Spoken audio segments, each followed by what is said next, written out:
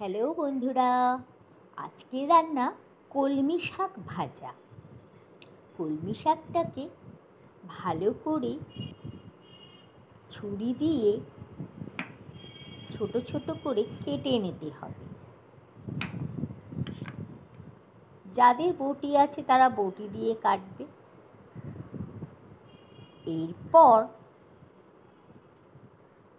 শাকের পিছন দিকটা বাদ দিয়ে দেবে।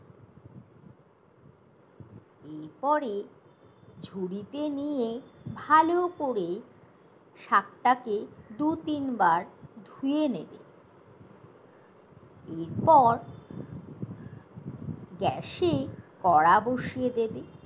কড়াটা গরম হলে পরিমাণ মতো সর্ষে তেল দিয়ে দেবে।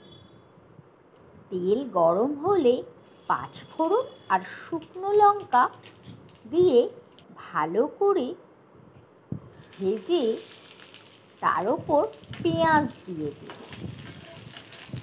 পেঁয়াজের সাথে কিছু টুকরো রসুনও দিয়ে দেবে। এরপর পেঁয়াজটা ভাজা হয়ে গেলে তার ওপর শাকটা দিয়ে দেবে। শাকটা পেঁয়াজ রসুনের সাথে ভাজতে ভাজতে নুন, হলুদ আর কাঁচা লঙ্কা দিয়ে দেবে। এরপরে নাড়াচাড়া করতে করতে শাকটা যখন শুকিয়ে আসবে তখন আমাদের শাক